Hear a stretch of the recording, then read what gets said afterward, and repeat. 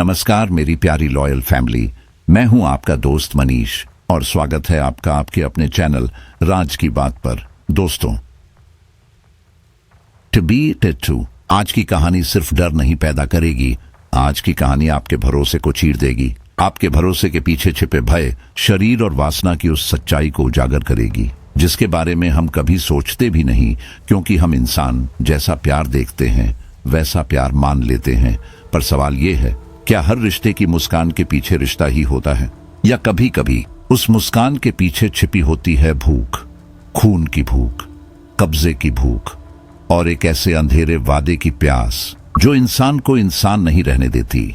आज की कहानी हमें ले जाएगी एक गांव में जहां रातें सोती नहीं, जहां पेड़ों की परछाइयां गवाह हैं उन रहस्यों की, और जहां प्यार सिर्फ एक जाल है जिसमें फंसकर लौट पाना लगभग नामुमकिन है। तो वीडियो को आखिर तक जरूर देखिए। अगर कहानी दिल दहला दे तो लाइक कीजिए, अपने विचार कमेंट में लिखिए और चैनल को सब्सक्राइब करना बिल्कुल मत भूलिए, क्योंकि आपका हर सब्सक्रिप्शन हमें और भी गहरी और भी सिहरन भरी सच्चाइयों तक ले जाने की ताकत देता है। तो तैयार हो जाइए, क्योंकि आज हम प्रवेश करने वाले हैं उस मोह, माया और मौत की दुनिया में जहां प्यार नहीं, प्यास राज करती है। चलिए शुरू करते हैं। परिमल को उस समय यह बिल्कुल अंदाजा नहीं था कि आने वाली रात उसकी जिंदगी हमेशा के लिए बदल देने वाली थी। क्या आपको पता है कि डायन कितने प्रकार की होती है, और अगर कोई इंसान उनके जाल में फंस जाए तो उसकी जिंदगी किस तरह नर्क बन सकती है। यह कहानी उसी अंधेरे सच से जुड़ी है और यह कहानी परिमल की है।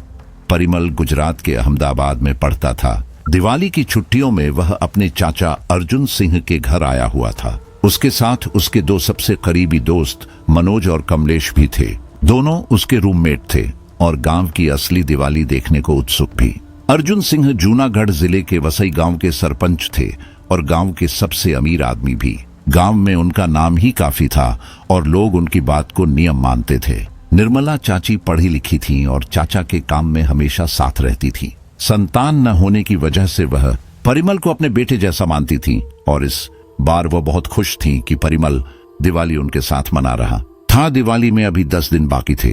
छुट्टियां शुरू होते ही तीनों दोस्त गांव पहुंच गए थे।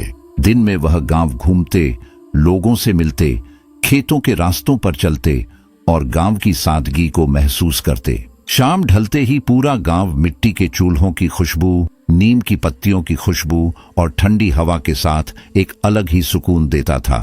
मनोज और कमलेश अक्सर कहते कि फिल्मों में गांव देखे थे, असल में पहली बार देख रहे हैं। उस रात भी तीनों घूमने निकले थे। घूमते घूमते समय का अंदाजा ही नहीं रहा और रात के 10 बज गए। सड़क की लाइटें कुछ दूरी पर खत्म हो गईं। आगे कच्चा रास्ता था और उसके आसपास दूर दूर तक खेत और झाड़ियों की काली परछाइयां। परिमल ने कहा, वापस चलते हैं। चाची इतनी देर से बाहर रहने पर डांटेंगी, लेकिन दोस्त बने थे काम बिगाड़ने और खतरे को मजा समझने के लिए। मनोज हंसकर बोला, बस थोड़ा और चलते हैं, गांव की रात देखने का भी तो अलग मजा है। वह लोग कुछ दूर आगे और चले ही थे कि अचानक हवा में एक अजीब सी धीमी गुनगुनाहट तैरती हुई सुनाई दी। आवाजें लड़कियों की लग रही थीं। पहले तो लगा कोई मजाक है या दूर किसी घर में पार्टी हो रही होगी, पर आवाज में अजीब मिठास थी और यह बात सबसे डरावनी थी कि उन आवाजों में इंसान वाली लय कम और किसी अनजानी भाषा जैसा उतार चढ़ाव ज्यादा था। कमलेश रुक गया और फुसफुसाया, ये आवाजें इस वक्त, वह भी यहाँ, इतना सुनसान इलाका, रात के 10 बजे कौन सी लड़कियां यहाँ गाना गा रही होंगी। मनोज ने हल्की घबराहट छिपाते हुए मजाक में कहा, शायद कोई गरबा प्रैक्टिस चल रही होगी, लेकिन उसकी अपनी आवाज भी कमजोर थी। परिमल ने धीमे स्वर में कहा, मैं कभी यहाँ तक नहीं आया, चाची तो यहाँ आने ही नहीं देती, चलो वापस चलते हैं। पर कमलेश की जिज्ञासा डर से बड़ी थी। उसने परिमल का हाथ पकड़कर कहा, अब आ ही गए हैं तो देखते चलते हैं, चलना यार, बस देखकर लौट जाएंगे। मनोज भी साथ हो गया। परिमल को अनमना होकर मानना पड़ा। तीनों आवाजों की दिशा में बढ़ने लगे। झाड़ियों के बीच से गुजरते हुए हवा ठंडी पड़ने लगी। पेड़ चुप थे, जैसे सांस थामे खड़े हों। आवाज अब साफ हो चुकी थी। वह बातचीत नहीं, बल्कि किसी मंत्र की तरह थी।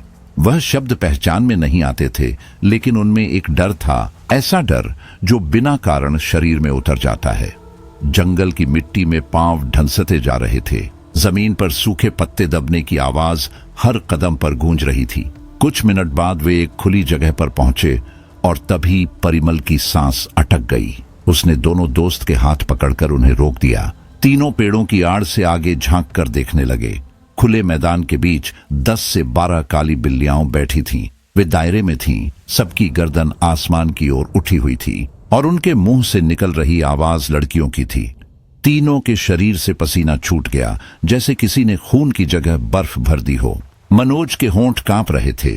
कमलेश के मुंह से आवाज ही नहीं निकली। किसी को समझ नहीं आ रहा था कि भागें या चीखें या देखें भी या नहीं। पर अचानक सूखी डाल गिरने की आवाज गूंजी। वह डाल कमलेश के हाथ से छूकर टूटकर नीचे गिरी थी। पल भर में सारी बिल्लियां एकदम चुप हो गईं और उसी क्षण बिना एक भी कदम हिलाए उनकी सारी गर्दनें धीमे से मुड़ी और तीनों लड़कों की तरफ टिक गईं।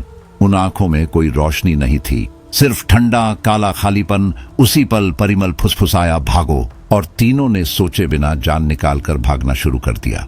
पत्तों की आवाज, टूटती टहनियों की आवाज और पीछे से आती किसी अजीब सरसराहट की मिलीजुली ध्वनि उनके होश उड़ा रही थी। उन्होंने पीछे मुड़कर नहीं देखा, जैसे मुड़ते ही मौत खड़ी मिलती। काफी देर तक दौड़ने के बाद आखिरकार वे जंगल के बाहर पहुंचे। घास पर गिरते हुए उनके घुटने छिल गए, सांसें तेज, गले में जलन, पैरों में दर्द और दिल धड़कता हुआ जैसे सीने को फाड़ देगा। वे जमीन पर बैठ गए और कुछ पल तक कोई कुछ बोल नहीं पाया। तीनों अभी भी वहीं घास पर बैठे सांस समेट रहे थे कि तभी पीछे से साइकिल की टायर की धीमी चरमराहट सुनाई दी। एक साइकिल वाला आदमी वहां से गुजर रहा था। रोशनी कम थी, लेकिन साइकिल की घंटी और टायर की रगड़ मिट्टी पर साफ सुनाई दे रही थी। वह आदमी पास आकर रुक गया। उसने ध्यान से देखा और बोला, अरे परिमल, तू इस हालत में यहाँ क्या कर रहा है? और ये दोनों कौन हैं? क्या हुआ तुम तीनों को? वह गांव का ही आदमी था, उम्र लगभग 55 के आसपास। परिमल उसे बचपन से जानता था। साइकिल वाले काका की आवाज में हैरानी भी थी और चिंता भी। परिमल अभी भी हाँफ रहा था, उसके शब्द टूट रहे थे। काका ने अपनी साइकिल स्टैंड पर लगाई और बोतल निकाली। लो, पहले पानी पी लो। तीनों ने बारी बारी से घूंट भरे। गला ठंडा हुआ तो शरीर में कुछ राहत आई। काका, हम लोग जंगल के अंदर गए थे, वहां हमने कुछ देखा। वहां बिल्लियां थीं, बहुत सारी। परिमल जैसे ही आगे बोलने लगा, काका ने फौरन उसका मुंह दबा दिया। उनकी उंगलियां कांप रही थीं। आंखों में ऐसा डर था जैसा इंसान किसी जिंदा चीज से नहीं, किसी अनदेखी ताकत से ही खाता है। उन बिल्लियों की बात यहां खड़े होकर मत करो, काका ने धीरे और सख्त आवाज में कहा। तुम्हें रात में जंगल में नहीं जाना चाहिए था। जो देखा उसे भूल जाओ और अभी तुरंत घर जाओ। घर पहुंचकर सबसे पहले हाथ पैर धोना, फिर नहाना, उसके बाद ही घर के अंदर कुछ खाना, समझे? एक पल को भी लापरवाही मत करना। वह बोलते समय बार बार इधर उधर देख रहे थे, जैसे कोई सुन रहा हो। उनकी बेचैनी साफ दिख रही थी। लेकिन काका, आखिर बात क्या है? मनोज ने हिम्मत करके पूछा। काका की सांस अचानक भारी हो गई, आवाज बेहद धीमी। बाद में समझाऊंगा, अभी तुम लोग घर जाओ। अभी? उन्होंने साइकिल तेजी से मोड़ी और बिना पीछे देखे अंधेरे रास्ते में गायब हो गए। अब रास्ते पर फिर सन्नाटा था। दूर कहीं कुत्तों के भौंकने की टूटी सी आवाज हवा में गूंजती थी। कमलेश अभी भी कांप रहा था। तीनों धीरे धीरे गांव की तरफ चलने लगे। थोड़ी दूरी तय हुई तो परिमल ने पूछा, तुम्हें क्या लगता है वे क्या था? उन आवाजों में आखिर था क्या? कमलेश लगभग टूटे हुए स्वर में बोला, क्या मतलब क्या था? तूने खुद देखा। वे बिल्लियां इंसानों की भाषा बोल रही थीं। मैं वह आवाज भूल नहीं पा रहा, जैसे कान के अंदर घुस गई हो। वह सीन याद आते ही उसके हाथ फिर ठंडे पड़ गए। पैर जैसे डीले। मनोज भी उतना ही डरा था, बस वह कम दिखाता था। पर उसकी चाल, उसका चेहरा, उसकी चुप्पी सब बयां कर रहे थे कि उसका दिमाग भी डर से भरा हुआ था। परिमल ने थोड़ा गंभीर चेहरा बनाकर कहा, गांव में लोग कहते हैं कि जो लोग उन्हें रात में देख लेते हैं, वे बिल्लियां उनका पीछा तब तक करती हैं जब तक उनका खून न पी जाए। उन्हें शिकार मिल जाए तो ही वे शांत होती हैं। कमलेश और मनोज वहीं रुक गए। दोनों ने धीरे धीरे एक दूसरे की तरफ देखा। गले से आवाज नहीं निकल रही थी। चेहरे पर ऐसा भाव जैसे मौत को सामने देख लिया हो। कमलेश की आंखें फैल गईं। वह अपने दिमाग में खुद को उन्हीं बिल्लियों के बीच कल्पना करने लगा, जैसे वे दांत गाड़कर उसका गला चबा रही हों। उसी वक्त पीछे से जोरदार ठहाका गूंजा। वो परिमल था। वह पीठ पकड़कर हंस रहा था। मनोज और कमलेश कुछ पल उसे घूरते रह गए। फिर समझ में आया कि वह मजाक कर रहा है। दोनों गुस्से में उसकी तरफ दौड़े। परिमल हंसते हुए आगे भागा। वह लोग कुछ देर ऐसे ही एक दूसरे को दौड़ाते रहे। उन्हें यह अंदाजा नहीं था कि किसी की नजर दूर से उन्हें देख रही थी। आखिर वे गांव पहुंच गए। घर की रोशनी ने कुछ सुकून दिया। कमलेश और मनोज ने तेजी से हाथ पैर धोए और भीतर चले गए। चाची ने खाना निकाल दिया था। दोनों तुरंत बाथरूम में घुस गए। डर उनकी हड्डियों में उतर चुका था। काका की बातों ने डर को और गहरा कर दिया था, पर परिमल अलग था। उसे इन सब बातों पर भरोसा नहीं था। वह बिना हाथ पैर धोए, बिना नहाए सीधे फोन लेकर छत पर चला गया। गांव में नेटवर्क की दिक्कत थी, इसलिए छत ही एकमात्र जगह थी जहां नेट थोड़ा चल जाता था। मनोज और कमलेश ने समझाने की कोशिश की थी कि चाहे न मानो, लेकिन नहा लेने में क्या बुराई है, पर वह माना नहीं। वह छत की नीची दीवार पर बैठकर फोन में रील्स स्क्रॉल कर रहा था। नीचे से अंधेरा उठकर जैसे छत पर फैल रहा था। हवा में अजीब सी नमी थी। घर के बाकी हिस्से सोने की तैयारी में थे। चाची किचन में, चाचा बैठक में, ऊपर पूरा आसमान काला और अनजान। अचानक उसे महसूस हुआ कि उसके पीछे से कोई बहुत तेजी से गुजरा, जैसे हवा का झोंका नहीं बल्कि किसी का साया। उसने पीछे पलट कर देखा। छत पर सन्नाटा, खाली फर्श, कोई नहीं। उसने लंबी सांस ली और खुद को समझाया कि शायद वह ज्यादा सोच रहा है। कुछ वक्त पहले जो देखा वह दिमाग से निकल भी कैसे सकता था। उसने फिर फोन देखा। स्क्रीन की रोशनी उसके चेहरे पर पड़ रही थी। तभी उसे एक और एहसास हुआ। इस बार यह एहसास सिर्फ हवा नहीं था। उसे ठीक अपनी पीठ के पीछे किसी की सांस महसूस हुई, जैसे कोई वहीं बैठा हो, बहुत पास, इतना पास कि गर्म सांस की नमी उसकी त्वचा को छू रही थी। उसकी रीढ़ में ठंडी सिहरन दौड़ गई। वह जिस दिशा में बैठा था उसके सामने छत का दरवाजा ही था, और वह दरवाजा अभी भी बंद था। कोई अंदर से आया नहीं। फिर उसके पीछे कौन? उसकी उंगलियां फोन पर जमी रह गईं। उसने गर्दन घुमाने की हिम्मत नहीं की। मन में बस एक सवाल धड़क रहा था, अगर कोई नहीं आया तो फिर पीछे बैठा कौन है? परिमल जब भी पीछे से आने वाली सांस की आवाज महसूस करता, उसका दिल सीने में जोर से धड़कने लगता। हवा बिल्कुल स्थिर थी, फिर भी उसकी पीठ पर गर्म सांसें पड़ रही थीं। उसने बहुत धीरे अपना मोबाइल उठाया और फ्रंट कैमरा ऑन किया। स्क्रीन पर सिर्फ अंधेरा दिख रहा था और उसके अपने बाल हवा में हिलते हुए नजर आए। पीछे कुछ नहीं दिखा, जिससे उसे एक पल के लिए थोड़ी राहत मिली। उसने धीमे से सांस छोड़ी और सोचा कि शायद दिमाग उसका खेल खेल रहा है। लेकिन जैसे ही उसने हिम्मत करके अपना चेहरा घुमाया, उसके शरीर से खून जैसे सूख गया। उसके ठीक पीछे एक बड़ी काली बिल्ली बैठी थी। बिल्ली का चेहरा अजीब शांत था। उसकी आंखें बड़ी और चमकीली, और वे सिर्फ परिमल को घूर रही थीं। वह बिल्ली साधारण बिल्ली जैसी नहीं थी। उसका शरीर ज्यादा भारी, उसकी पीठ उभरी हुई और उसका चेहरा इंसानों जैसी समझ लिए हुए लगता था। परिमल खड़ा हो गया और एक कदम पीछे हट गया। उसने देखा कि वह बिल्ली छत के किनारे बने पेड़ की पतली डाली पर बैठी थी। वह डाल इतनी पतली थी कि उस पर एक चिड़िया तक ठीक से न टिक पाए, मगर वह भारी बिल्ली उस पर बिना हिले बैठी थी। वह दृश्य अकेले अपने आप में ऐसा था कि किसी भी इंसान का दिमाग सुन्न कर दे। तभी पीछे से आवाज आई, परिमल, इतनी रात को यहाँ क्या कर रहा है? नीचे चलो और सो जाओ। आवाज निर्मला चाची की थी। वह दरवाजे पर खड़ी थीं, आंखें आधी बंद, जैसे उनींदे में ही आवाज देकर वापस जाने का सोच रही हों। परिमल ने पलटकर चाची की तरफ देखा और फिर दोबारा पेड़ की ओर नजर दौड़ाई, लेकिन अब वहां बिल्ली नहीं थी। पेड़ की डाली हिल भी नहीं रही थी, जैसे वहां कोई बैठा ही न हो।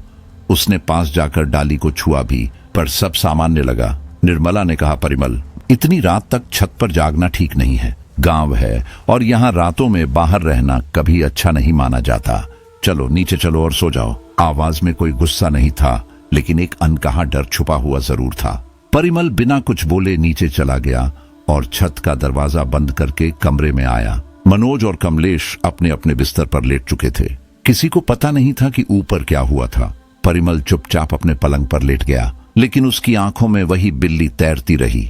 वह करवट बदलता रहा, लेकिन नींद नहीं आई। अचानक कमरे में दूर से बिल्ली की धीमी म्याऊं की आवाज आई।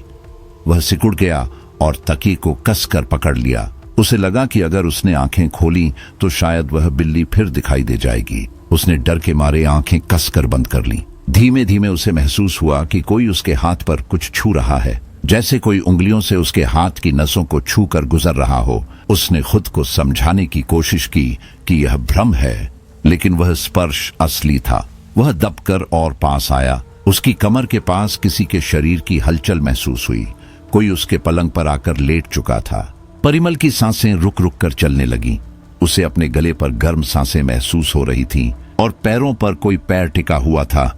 यह किसी इंसान की तरह था, जैसे कोई उसके साथ लिपट कर सो रहा हो। अब यह डर से ज्यादा असहाय कर देने वाली स्थिति थी। वह चीख भी नहीं पा रहा था और आंखें खोलने की हिम्मत उसके पास नहीं थी। उसने खुद को पत्थर की तरह स्थिर कर लिया। कब उसे नींद आ गई उसे पता ही नहीं चला। सुबह जब वह उठा तो उसके बगल में कोई नहीं था। कमरे में वही सुबह की धूप और सामान्य सन्नाटा था। मनोज जम्भाई ले रहा था और कमलेश तौलिया लेकर बाथरूम में जा रहा था। परिमल कुछ देर तक बैठा रहा। उसे याद नहीं आ रहा था कि रात में क्या हुआ था, जैसे दिमाग खुद ही उस हिस्से को मिटा चुका हो। दोपहर तक तीनों तैयार होकर खाना खाने बैठे। चाचा और चाची भी वहीं थे। सब सामान्य बातें कर रहे थे। अचानक परिमल की नजर खिड़की पर पड़ी। बाहर एक औरत की परछाई दिखाई दी। उसके लंबे बाल थे और सिर पर दुपट्टा। परिमल के हाथ वहीं थम गए। अर्जुन सिंह ने उससे पूछा, परिमल, तुमने मनोज और कमलेश को अपने बचपन वाले दोस्तों से नहीं मिलवाया अब तक? जिग्नेश और बिट्टू को तो जानते ही हो। परिमल चौंक कर चाचा की तरफ देखने लगा और जब उसने दोबारा खिड़की बाहर नजर डाली, वहां अब कोई परछाई नहीं थी। उसने खुद को संभाल कर जवाब दिया, नहीं चाचा, आज नहीं जा पाए, कल मिल आएंगे। निर्मला ने धीमी आवाज में कहा, बेटा, जिग्नेश से उसके भाई के बारे में मत पूछना। कमरे में एक पल को सन्नाटा छा गया। निर्मला की आवाज में तकलीफ साफ सुनाई दे रही थी। जिग्नेश और भोष दो भाई थे। भोष जिग्नेश से बस 1 साल छोटा था। उम्र में बराबर होने की वजह से दोनों की बहुत बनती थी। जहां जिग्नेश सीधा और समझदार था, वहीं भोष बिल्कुल उल्टा। भोष का स्वभाव बचपन से अजीब था। किसी की बात न मानना, हर किसी को परेशान करना और मौका मिले तो लोगों को डराना उसकी आदत थी। परिमल को वह कभी पसंद नहीं आया, क्योंकि भोष ने उसे भी कई बार जानबूझकर परेशान किया था। निर्मला की बात को बीच में ही अर्जुन सिंह ने रोक दिया। उन्होंने थोड़ा सख्त लहजे में कहा, निर्मला, उसे मत छेड़ो, बच्चे यहाँ छुट्टियां मनाने आए हैं। यह कहते समय उन्होंने आंखों से इशारा किया, जैसे किसी पुरानी बात को दबाने की कोशिश कर रहे हों। परिमल और कमलेश यह नहीं देख पाए, लेकिन मनोज ने उनकी आंखों का इशारा साफ पकड़ लिया। मनोज कुछ पल सोचता रहा, फिर चुपचाप खाना खाने लगा। उसे महसूस हुआ कि इस घर में कुछ ऐसा है जिसे सब जानते हैं, लेकिन कोई बोलना नहीं चाहता। दोपहर का 1 बज चुका था। अर्जुन सिंह ने खाना खाते हुए कहा, परिमल, वसई के पास देवरिया में जो दिवाली का मेला लगता है, वह आज से शुरू हो गया है। अगर तुम चाहो तो अपने दोस्तों को वहां घुमा लाओ। सस्ती और अच्छी चीजें मिलती हैं। बहुत सारी दुकानें लगती हैं, झूले भी लगते हैं, भीड़ रहती है। अच्छा लगेगा। परिमल मुस्कुरा उठा। बचपन में वह इस मेले के बारे में सुनता रहा था, लेकिन कभी दिवाली में गांव रुका ही नहीं, इसलिए देखने का मौका नहीं मिला था। कमलेश और मनोज भी उत्साहित हो गए। तीनों ने जाने का तय किया। अर्जुन सिंह ने कहा, जाना तो ठीक है, लेकिन रात के 8 बजे तक वापस आ जाना। पहाड़ी रास्ता है, जंगल पड़ता है, देर रात अच्छा नहीं होता। तीनों ने हामी भरी। कुछ देर बाद मनसुख, जो अर्जुन सिंह के यहाँ गाड़ी चलाता था, उन्हें लेकर मेले की ओर निकला। वह 40 साल का हंसमुख आदमी था। वसई से देवरिया की दूरी बस 20 किलोमीटर थी, पर रास्ता पहाड़ी था। जंगलों और आम के बागों के बीच से होकर जाता था। इस मौसम में आम नहीं थे। यह बात सुनकर मनोज और कमलेश ने मुंह बना लिया। रास्ते में जंगल आते ही मनसुख ने कहा, रात को यहाँ कोई नहीं आता। कभी कभी जंगल में शेर दिख जाते हैं, लेकिन वे किसी को नुकसान नहीं पहुंचाते। मनसुख ने एक घटना भी सुनाई। जब एक बार शेर अपने परिवार के साथ गांव में आकर पेड़ के नीचे रात भर बैठा था और अंधेरा होते ही वापस जंगल लौट गया था। मनोज और कमलेश इन बातों में मजा ले रहे थे। नई जगह, नए किस्से, रोमांच अलग ही था। तभी अचानक परिमल की नजर जंगल की तरफ गई। पेड़ों के बीच से एक लड़की भागते हुए सड़क की ओर आ रही थी। वह करीब 18-19 साल की लगती थी। उसके हाथ हिल रहे थे, जैसे गाड़ी रोकने का इशारा कर रही हो। परिमल ने कहा, मनसुख काका, गाड़ी रोकिए, वह लड़की हमें रोक रही है। मनसुख ने पलटकर कहा, अरे बेटा, यहाँ लिफ्ट नहीं दी जाती। ये पहाड़ी रास्ता है, जो जाता है पैदल जाता है। आगे बढ़ने ही वाले थे कि परिमल ने गंभीर आवाज में कहा, काका रोकिए, वह अकेली है और लग रहा है कि मेले की तरफ ही जा रही होगी। मनसुख ने ब्रेक लगाया। गाड़ी रुकी। कुछ ही सेकंड बाद लड़की पास आ गई। उसने लाल सलवार कमीज पहनी थी। उसके चेहरे पर घबराहट नहीं, बस एक अजीब सी शांति थी। उसकी आंखें बड़ी और गहरी थीं। लाल रंग उसके गोरे चेहरे को और उभार रहा था। वह आवाज साफ और धीमी थी, जैसे सब कुछ सोच समझकर बोल रही हो। क्या मैं मेले तक आपके साथ आ सकती हूँ? तीनों दोस्त एक पल के लिए चुप रह गए। जैसे ही लड़की ने देखा कि गाड़ी रुक गई है, वह और तेज भागती हुई आई और गाड़ी के पास आकर जोर जोर से सांस भरने लगी। कुछ पल खुद को संभाल कर उसने मनसुख को घूरते हुए गुस्से में कहा, काका दिखाई नहीं देता क्या? कब से चिल्ला रही थी गाड़ी रोको रोको। 2 मिनट रुक जाते तो क्या हो जाता? आपकी कोई ट्रेन निकल रही थी क्या? मनसुख कुछ पल उसे हैरानी से देखता रह गया। उसके चेहरे पर उलझन थी, जैसे वह लड़की को पहचानने की कोशिश कर रहा हो। वह गांव का पुराना आदमी था। गिनती के ही चेहरे उससे छूटे होंगे, मगर यह लड़की उसने कभी नहीं देखी थी। इसके बावजूद लड़की उससे ऐसे बात कर रही थी मानो उसे पहले से जानती हो। मनोज और कमलेश कुछ बोल तो नहीं पाए, पर उनके चेहरे खुद बयां कर रहे थे कि वे लड़की को देखकर दंग रह गए हैं। शहर में भी शायद ही इतनी खूबसूरत लड़की उन्होंने पास से देखी हो। लड़की ने थोड़ी देर बाद परिमल की तरफ देखा और इस बार उसका चेहरा नरम पड़ गया।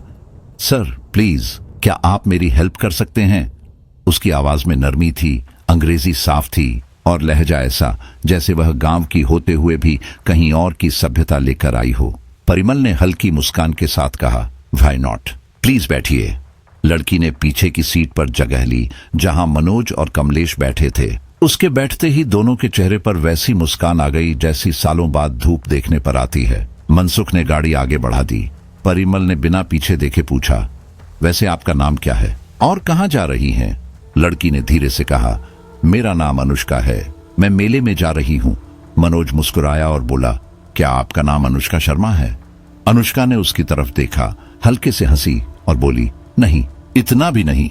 गाड़ी देवरिया के मेले के मैदान तक पहुंच गई। मैदान के चारों तरफ रोशनी की लड़ियां थीं और भीतर भीड़ उमड़ी हुई थी। खाने की खुशबू, ढोल की आवाज, खिलौनों की दुकानें, चूड़ियों की खनक और हर तरफ भीड़ का शोर।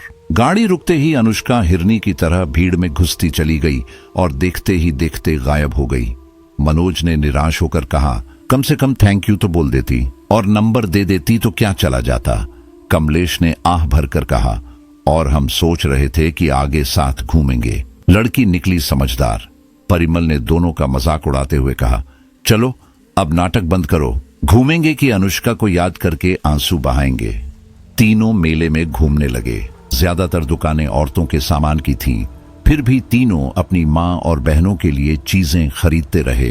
परिमल ने चाची निर्मला के लिए चूड़ियां लीं। भीड़ ज्यादा होने के कारण कुछ देर बाद वह दोनों दोस्तों से अलग हो गया, लेकिन चिंता नहीं थी। तय यह हुआ था कि मेले के खत्म होने पर वे गाड़ी के पास आकर मिल जाएंगे। उसी समय उसे अचानक एक जानी पहचानी आवाज सुनाई दी, मौसी, पंटी में दे दो ना, 70 बहुत ज्यादा है। परिमल ने उस दिशा में देखा। अनुष्का एक दुकान पर झुमके देख रही थी और उसी औरत से बहस कर रही थी। झुमके लंबे, पारंपरिक और सुंदर थे।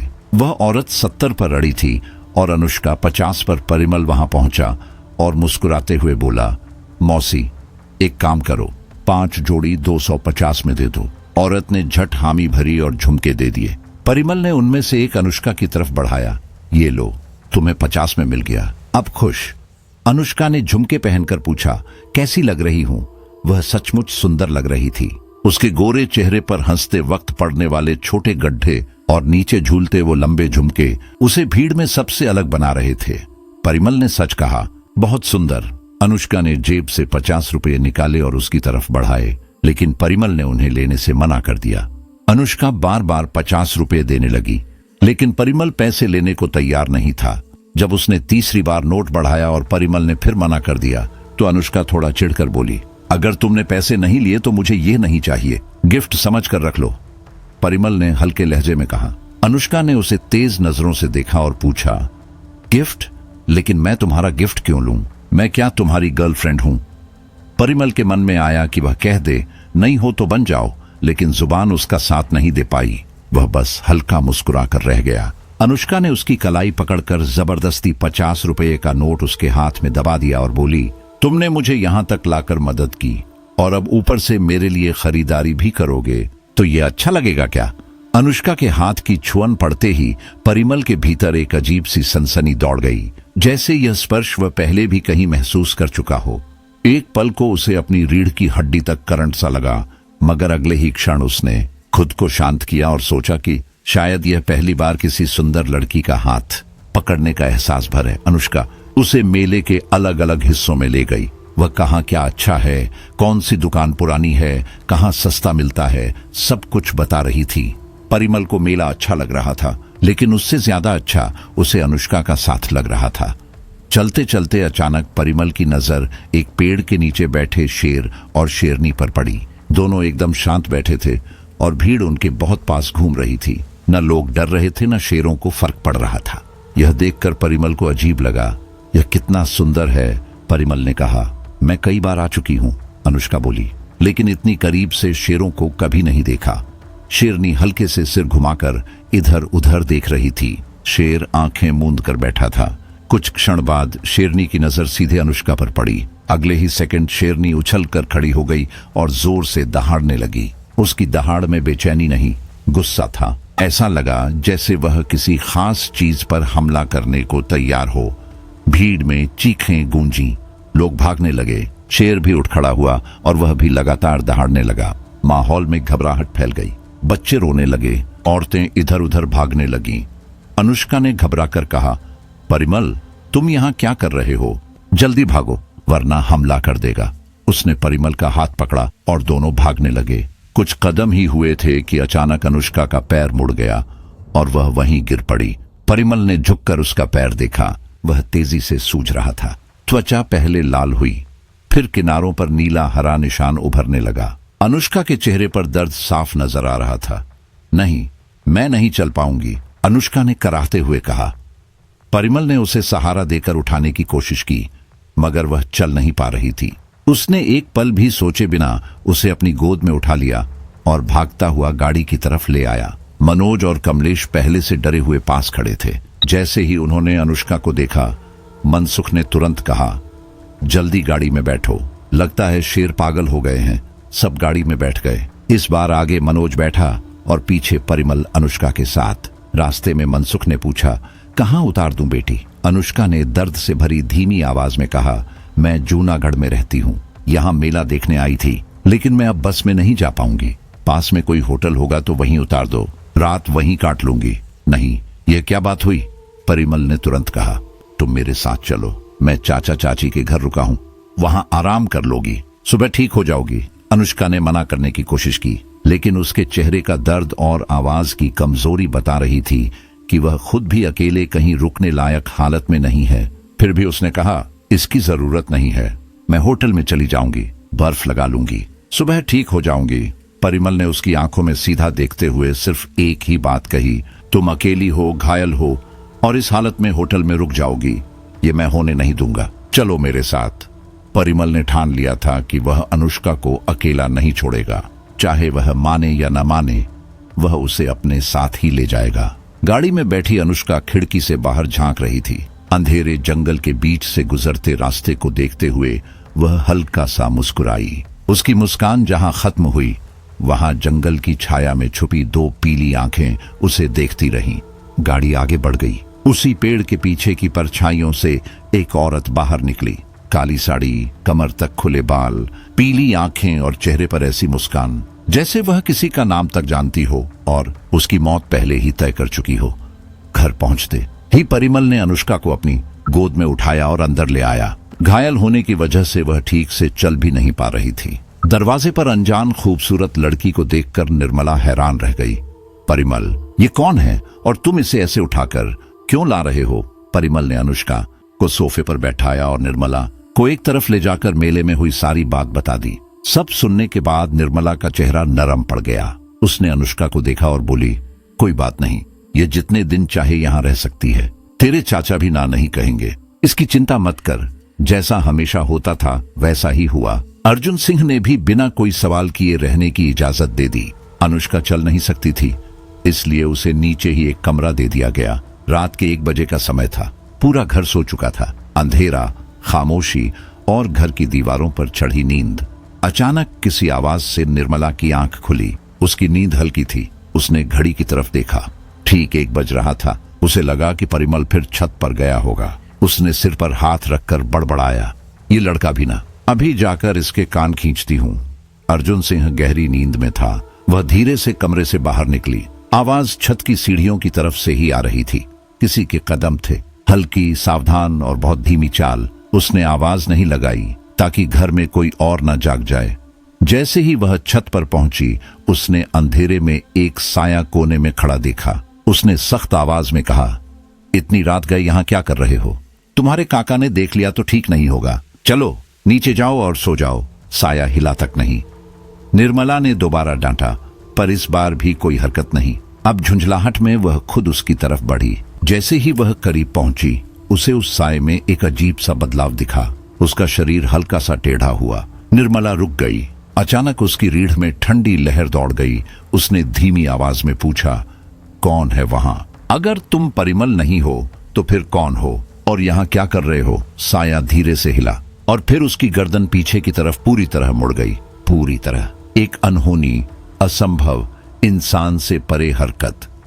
निर्मला की सांस रुक गई। उसका शरीर वहीं जम गया। डर ने उसे आवाजहीन बना दिया। वह परछाई अब उसकी तरफ बढ़ रही थी, कदम दर कदम, जैसे वह जानती हो कि उसका शिकार डर से पहले ही टूट चुका है। जैसे ही साया रोशनी में आया, निर्मला की आंखें फैल गईं। चेहरे पर स्याह निशान, बिल्ली जैसी पीली आंखें, लंबी पुतलियां, सफेद लंबे बाल, काले कपड़े और सबसे भयानक बात, गर्दन पीछे और पैर उल्टे। उसका हर अंग सामान्य शरीर के खिलाफ मुड़ा हुआ था। वह डायन निर्मला के सामने आकर रुक गई। उसने डरावनी मुस्कान के साथ अपना हाथ बढ़ाया। उसके लंबे नुकीले पंजों जैसे नाखून चमक रहे थे। निर्मला के सामने अपनी मौत खड़ी थी। अगले ही पल डायन ने उसका गला पकड़ लिया और उसे हवा में ऊपर उठा दिया। निर्मला ने खुद को छुड़ाने के लिए हाथ पैर मारे, पर उस पकड़ के सामने उसकी ताकत कुछ भी नहीं थी। उसकी सांसें टूटने लगीं, गला जकड़ गया, उसकी आंखें भर आईं। उसने घुटते हुए टूटती हुई आवाज में कहा, परिमल, तुम कहां हो? अचानक अर्जुन सिंह की आवाज गूंजी। कदमों की आहट छत की ओर बढ़ती सुनाई दी। डायन ने गुस्से में दहाड़ जैसी गुराहट निकाली और निर्मला को जोर से नीचे फेंक दिया। उसका सिर फर्श से टकराया। धक्का इतना तेज था कि उसकी आंखों के सामने धुंध छा गई। उसी धुंध में उसने देखा कि वह भयानक औरत एक झटके में बिल्ली बन गई, बड़ी काली बिल्ली, और छत से नीचे छलांग लगाकर अंधेरे में गायब हो गई। आंखें बंद होने से पहले आखिरी चीज जो उसने देखी, वह अर्जुन सिंह था, जो दरवाजे से अंदर घुसता हुआ उसकी तरफ दौड़ रहा था। निर्मला चीखते हुए उठकर बैठ गई। वह पसीने में भीगी हुई थी। आंखें खुली तो सामने सूरज की रोशनी थी। अर्जुन सिंह उसके पास बैठा था और दूसरी तरफ परिमल, मनोज और कमलेश खड़े थे। सबके चेहरे पर चिंता थी। वह घबराकर बोली, वह कहाँ है? कौन? कहाँ गई? उसकी आवाज कांप रही थी। अर्जुन सिंह उसे समझ नहीं पा रहा था, लेकिन डॉक्टर ने कहा था कि उस पर जोर नहीं डालना, इसलिए उसने सिर्फ उसका माथा सहलाया और शांत आवाज में बोला, चिंता मत करो, यहां कोई नहीं है, हम सब यहीं हैं, तुम बस आराम करो। निर्मला की सांसें तेज चल रही थीं, पर अर्जुन सिंह ने उसे अपने पास बैठकर शांत किया। धीरे धीरे उसका शरीर ढीला पड़ा और वह फिर बिस्तर पर टिक गई। कमरे से बाहर निकलते ही सोफे पर अनुष्का बैठी दिखी। वह बेचैन थी। उसने तुरंत पूछा, आंटी अब कैसी हैं? परिमल ने कहा, ठीक है। लगता है उन्होंने कोई डरावना सपना देखा या शायद नींद में चलते हुए छत पर चली गई होंगी। अभी उनसे कुछ भी पूछना ठीक नहीं, उन्हें धक्का लगा है। अनुष्का लंगड़ाते हुए उठी। उसके पैर में अभी भी सूजन थी, इसलिए अर्जुन सिंह ने उसे घर से बाहर न निकलने और आराम करने को कहा। उसी वजह से आज कोई भी बाहर घूमने नहीं गया। दिवाली की तैयारियां भी रुक गईं। नौकर सफाई में लगे रहे। परिमल, मनोज और कमलेश घर के पीछे वाले गार्डन में चले गए। वहां आम के पेड़ थे, लेकिन इस मौसम में फल नहीं थे। वे तीनों बातें कर रहे थे। तभी परिमल ने देखा कि अनुष्का धीरे धीरे बाहर आ रही है। परिमल तुरंत उठा और उसकी तरफ गया। ये क्या, तुम अकेले बाहर क्यों आ गई? तुम्हें आराम करना चाहिए। मैं अकेले कमरे में बोर हो रही थी। ज्यादा देर लेटे रहने की आदत नहीं है, अनुष्का ने धीमी आवाज में कहा। परिमल उसे बाकी दोस्तों के पास ले आया। कुछ देर बाद मनोज ने पूछा, वैसे अनुष्का, तुमने अपने घर फोन कर दिया है ना? कम से कम किसी को तो बता देना चाहिए, और अगर तुम चाहो तो अपना नंबर दे दो ताकि जरूरत पड़े तो हम बात कर लें। यह सुनकर अनुष्का एक पल चुप हुई, फिर उसने कहा, मेरे पास फोन नहीं है। तीनों चौंक गए।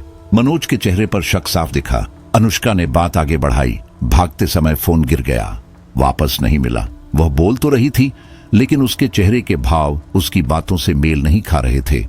फिर उसने परिमल का हाथ पकड़ लिया और कहा, क्या तुम मुझे घुमा कर लाओगे? बहुत बोरियत हो रही है। परिमल तुरंत राजी हो गया। उसने मनोज और कमलेश की तरफ देखकर आंख मारी और अनुष्का को लेकर आगे चला गया।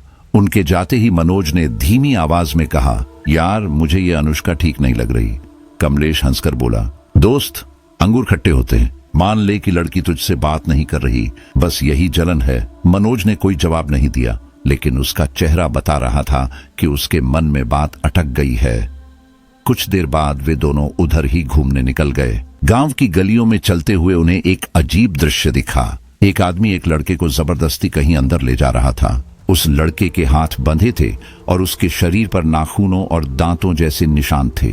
सबसे अजीब बात यह थी कि आसपास खड़े गांव वाले इसे होते हुए बस देख रहे थे।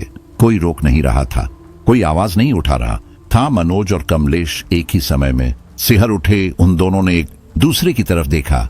गांव में कुछ बहुत गलत था, बहुत ज्यादा गलत। उस लड़के को घसीटकर ले जाया जा रहा था। वह रो रहा था, कराह रहा था, पर गांव के चेहरे पत्थर बने खड़े थे। कोई आगे नहीं आया, कोई हाथ बढ़ाने की कोशिश तक नहीं। तभी पहले लड़के ने उसे 2-3 थप्पड़ जड़ दिए। उसके चेहरे से खून की पतली लकीर बहने लगी, लेकिन भीड़ में से कोई बोलने के लिए तैयार नहीं था। मनोज से यह देखा नहीं गया। वह आगे बढ़कर उस आदमी के बीच में आ गया और बोला, अरे कैसी इंसानियत है तुम्हारी, उसकी हालत देखो, यह मारना जरूरी है क्या? कमलेश डर गया। वह दौड़कर मनोज के पास आया और फुसफुसाते हुए बोला, मनोज यह हमारा इलाका नहीं, चुप रहो और यहां से निकलो। लेकिन मनोज गुस्से में था और पीछे हटने को तैयार नहीं। पहले लड़के ने मनोज को घूर कर कहा, देखो यह हमारा फैमिली मैटर है, बीच में मत पड़ो, जो हो रहा है उसे होने दो। मनोज ने घायल लड़के को देखा और बोला, फैमिली मैटर कहकर किसी को जानवर मत बनाओ, यह इंसान है, कोई बोझ नहीं। अब तक गांव वाले भी उनके चारों ओर जमा हो चुके थे। मनोज की बात खत्म हुई ही थी कि भीड़ में से एक बूढ़ा आदमी आगे आया और बोला, शहर से आए हो ना तुम, इसलिए समझ नहीं पा रहे, उस लड़के पर डायन का साया है। अगर इसे आज नहीं रोका तो काली चौदस की रात वह डायन इसे अपने साथ ले जाएगी, इसीलिए हम इसे तांत्रिक के पास ले जा रहे हैं। मनोज और कमलेश दोनों सन्न रह गए। जंगल, बिल्लियां, रात की आवाजें, पीली आंखें, ये सब उनके दिमाग में एक साथ चमक उठी। फिर भी मनोज ने विरोध किया, यह सब अंधविश्वास है। बूढ़ा आदमी नाराज होकर बोला, यह अंधविश्वास नहीं है। पिछले साल मेरे अपने भाई को उस डायन ने पकड़ लिया था। वह भी काली चौदस से पहले जंगल में गया था। वह डायन पहले बिल्ली बनकर उसके पास आई, फिर कुछ दिनों बाद समान उम्र की लड़की बनकर उसके साथ रही। उसने उसे छुआ, बहकाया, उसके साथ संबंध बनाए। कुछ दिनों में उसका शरीर सूखने लगा, चेहरा काला पड़ने लगा। बाद में हमें समझ आया कि वह डायन उसकी देह और ताकत चूस रही थी। तांत्रिक ने बताया कि यह डायन हर साल काली चौदस की रात एक लड़के की बलि देती है, नहीं तो वह जिंदा नहीं रह सकती। मनोज और कमलेश एक दूसरे को देखकर सन्न खड़े रह गए। वे यकीन नहीं करना चाहते थे, पर जंगल में सुनी मंत्र जैसी आवाजें और इंसानी भाषा बोलती बिल्लियां उनके दिमाग में तैरने लगी। उसी समय पहला लड़का अपने भाई को गाड़ी में बैठाने लगा। मनोज तुरंत आगे बढ़ा और धीरे से बोला, सुनो, हमें तुम्हारी बात पर पूरी तरह भरोसा नहीं है, लेकिन हम भी उस जंगल में गए थे। हमने भी कुछ ऐसा देखा था जिसे समझा नहीं सके। इंसानी आवाज में मंत्र बोलती बिल्लियां, क्या तुम हमें पूरी बात बता सकते हो? लड़के ने मनोज और कमलेश को कुछ पल देखा। उसकी आंखों में गुस्सा नहीं, थकान थी। उसने कहा, मुझे ज्यादा कुछ नहीं पता, बस इतना जानता हूं कि यह खेल हमारे बस का नहीं। तुम चलो मेरे साथ, मैं अपने भाई को तांत्रिक के पास ले जा रहा हूं, वहीं सब बताना, वह ही कुछ कह पाएगा। अगर सच में तुम वहां गए थे तो शायद तुम्हें यह सब समझना जरूरी है। मनोज और कमलेश चुपचाप गाड़ी में बैठ गए। दोनों के चेहरे सफेद पड़ चुके थे। उनमें से कोई नहीं जानता था कि वे किस मुसीबत में उतर रहे हैं। उधर दूसरी तरफ परिमल अनुष्का को लेकर गांव से बाहर आ गया था। जंगल के किनारे झरना बह रहा था और उसके आसपास की नमी हवा में घुली हुई थी। दोनों वहीं बैठ गए। अनुष्का ने परिमल का हाथ पकड़ा हुआ था और वह हाथ अब तक नहीं छोड़ा था। कुछ देर बाद अनुष्का अचानक उसके कंधे पर झुक गई और धीरे से उसे गले लगा लिया। परिमल के शरीर में सिहरन दौड़ गई। उसने भी उसे अपने करीब खींच लिया। अनुष्का ने उसके होंठों को चूमना शुरू किया। परिमल ने आंखें बंद कर ली। पहली बार कोई लड़की इस तरह उसे छू रही थी। अनुष्का ने उसका हाथ अपने शरीर पर रखा और उसे और करीब खींच लिया। उसकी सांसें गर्म थीं, उसका शरीर तप रहा था। परिमल खुद को रोक नहीं पा रहा था। उसने अनुष्का को जमीन पर लिटाया और उसके ऊपर झुक गया, लेकिन तभी अनुष्का ने उसका हाथ रोक लिया। परिमल ने हैरानी से पूछा, क्या हुआ? तुमने रोका क्यों? अनुष्का ने नजरें झुका ली और धीमे स्वर में बोली, अगर मैं तुम्हें सच में पसंद हूं तो मैं चाहती हूं कि हम अपने प्यार की शुरुआत 15 तारीख को करें। परिमल उलझन में पड़ गया। उसने पूछा, 15 क्यों? अनुष्का की आंखों में एक अजीब चमक उभरी। उसने बस इतना कहा, बस उसी रात, 15 तारीख की रात, उसके बाद नहीं।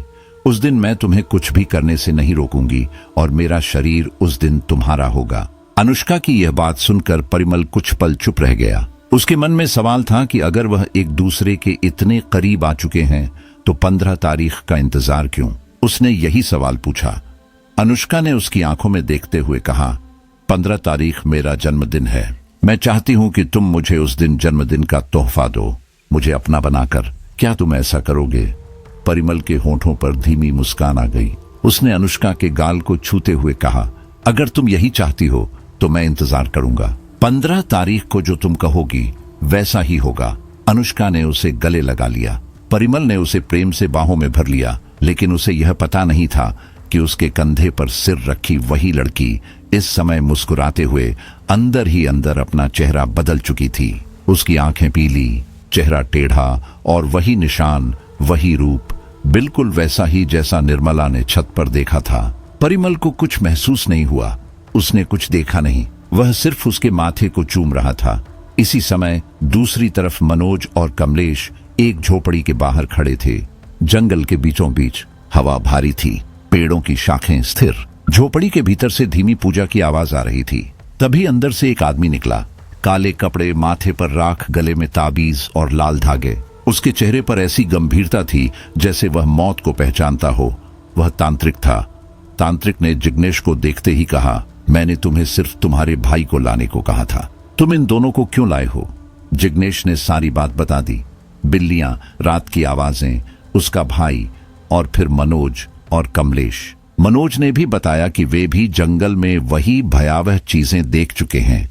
जब जिग्नेश को पता चला कि मनोज और कमलेश परिमल के दोस्त हैं, उसका चेहरा उतर गया। उसने कहा, यह अच्छी बात नहीं है। अगर वे सब उस जगह पहुंचे थे तो इसका मतलब है कि अब चीजें सिर्फ मेरे भाई तक सीमित नहीं रहीं। तांत्रिक सब सुनते हुए बस मनोज और कमलेश को घूरता रहा। फिर धीमी लेकिन भारी आवाज में बोला, यह बहुत प्राचीन डायनें होती हैं। न इन्हें कोई पहचान पाता है और न इनका ठिकाना खोज पाता है। वे इंसानों के बीच ही रहती हैं, अक्सर बिल्लियों के रूप में, और जब उन्हें शिकार चाहिए होता है तब वे अपना असली रूप लेती हैं। मनोज और कमलेश चुप थे। उनकी सांसें धीरे हो चुकी थीं। तांत्रिक ने आगे कहा, वे अपनी संख्या बढ़ाने के लिए एक लड़का चुनती हैं। कुमारी डायन एक लड़के से दोस्ती करती है, भावनाएं जगाती है, उसे अपनी तरफ मोड़ती है। फिर काली चौदस की रात उसी लड़के के साथ संबंध बनाती है। उस रात उसका कौमार्य टूटता है और वहीं से वह डायन पूरी तरह शक्तिशाली होती चली जाती है। उसके बाद हर अमावस्या वह उसी लड़के को शिकार बनाती है, उसकी ताकत चूसती है, उसके शरीर से ऊर्जा लेती है, और जब अगली काली चौदस आती है तब वह उसी लड़के को पूरी तरह खत्म कर देती है। यह सुनकर कमलेश के होंठ सूख गए। मनोज का गला रुक गया। तांत्रिक ने सीधे उनकी आंखों में देखते हुए पूछा, अब सच बताओ, क्या तुम तीनों में से किसी के पास कोई लड़की आई है?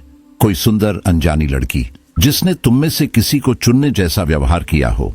क्या किसी लड़की ने तुम में से किसी के साथ भावनात्मक या शारीरिक समीपता बनाने की कोशिश की है?